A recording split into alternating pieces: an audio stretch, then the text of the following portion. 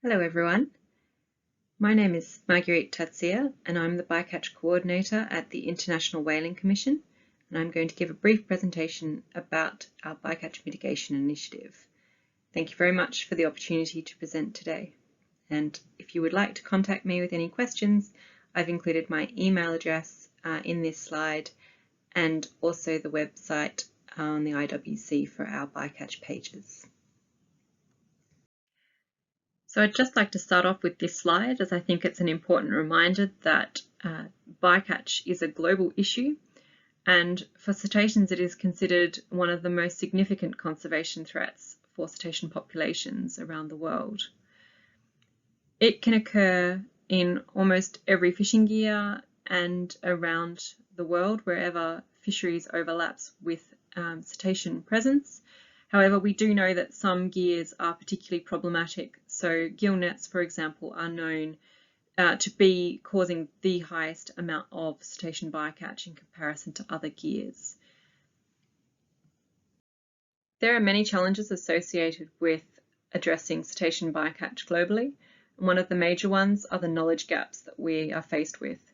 This includes knowledge gaps about cetaceans themselves, their distribution, their abundance, the areas of high use, as well as the fishing effort, spatial distribution of gears, the overlap with cetaceans, gaps in relation to artisanal and small-scale fisheries, bycatch rates and bycatch risk of different gears, and when mitigation measures are needed and which solutions are the most appropriate.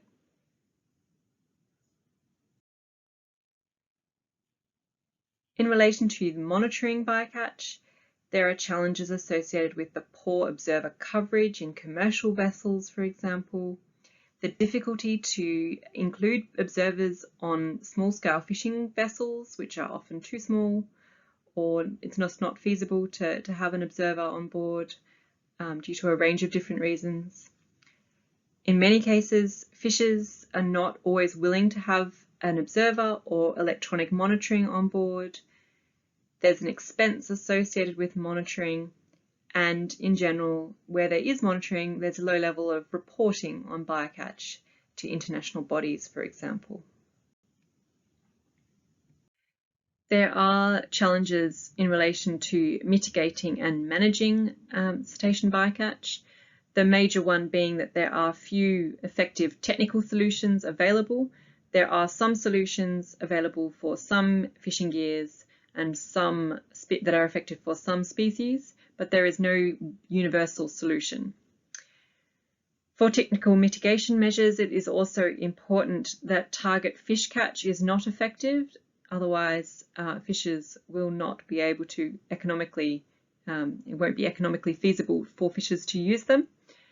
And there are challenges involved with incentivizing fishers to actually test and implement the solutions. There are challenges around enforcement and, of course, sustainable funding for implementation beyond project or experimental trials to actually take up the mitigation measures. Although there are challenges, there are also opportunities to address cetacean bycatch globally. This includes the Food and Agriculture Organization of the United Nations new publication to be released soon on the technical guidelines on reducing and preventing marine mammal bycatch in capture fisheries, and this will provide important best practices in relation to technical mitigation measures.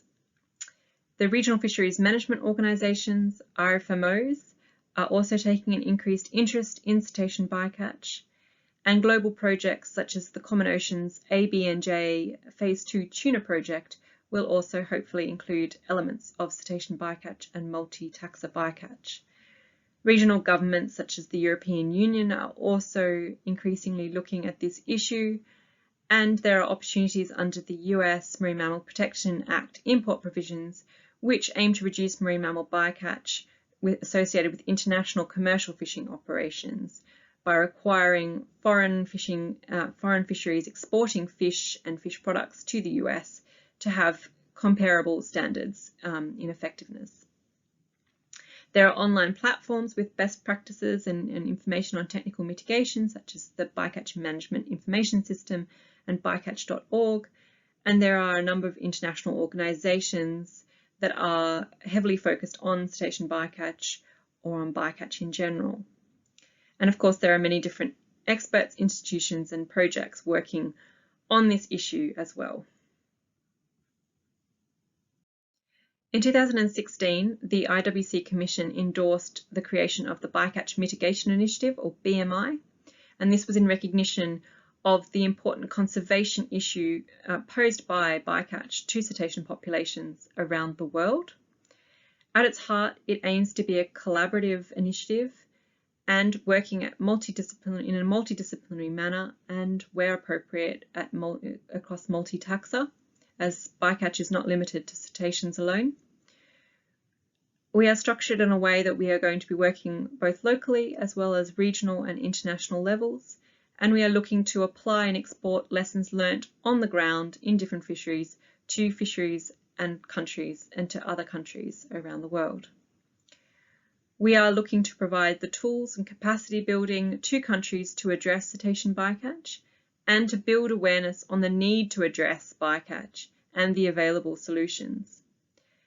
Our focus for the next 10 years, and you can read more about this on our strategic plan, is to focus on gillnets, particularly in small-scale fisheries and the artisanal sector, as the sector that has had the least amount of attention in relation to cetacean bycatch.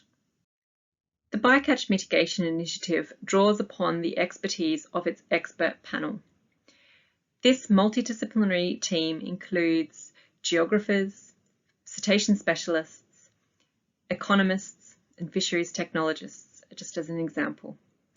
Their strong technical background on bycatch and fisheries management means that we can provide advice on a range of different topics relating to bycatch, whether that's assessment, monitoring, incentivisation, or mitigation.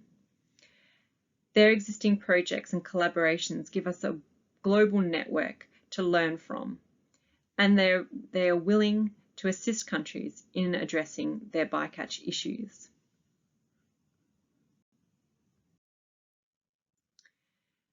In relation to the pilot projects that I mentioned, these are locally led collaborative projects that include the fishing industry at their heart, government, scientists, and conservationists. They're focused on bycatch in gillnet fishing gear, and the current prioritised countries include Kenya, Pakistan, India, Peru, Republic of Congo, Thailand, and Borneo for both Indonesia and Malaysia. However, these countries have been chosen in order to provide a representative example that could easily be exported to other countries and other fisheries. The work that will be undertaken, and it's currently in stage of development, includes risk assessments, bycatch monitoring, incentivisation, building community consensus, and technical mitigation and management. These will be scalable to other fisheries and countries, and they will work to identify potential solutions for addressing bycatch. The BMI is taking a regional approach to its work. This includes working at regional scale to identify bycatch hotspots and develop a collaborative network of people to address the issue. Our current focus has been in the Indian Ocean, and we held a workshop last year to identify hotspot areas and the challenges and opportunities to address this issue. This is an approach that could easily be exported to other regions around the world. We plan to develop collaboratively a regional roadmap for the Indian Ocean on cetacean bycatch. Our future focus, potentially for other regions, includes the Atlantic, working through ICAT perhaps, including with looking at artisanal fisheries and fishery aggregating devices, so FADs. We are always interested in information on cetaceans, bycatch, and fisheries of concern for all the different regions of the world. We are also looking to work where we have information on important marine mammal areas or marine protected areas where there is an overlap of cetaceans and fishing effort, which could be of concern. Another important work area of the BMI is our capacity building program. We are currently still developing our program, and we are available for a range of different requests from countries wanting capacity building on a number of different topics on bycatch. For example, we can deliver training workshops on bycatch risk assessment, population abundance estimation, bycatch monitoring approaches, including onboard observers, electronic monitoring, crew-based schemes, the incentivization of fishing communities and how to engage and build consensus, and the technical mitigation and management approaches.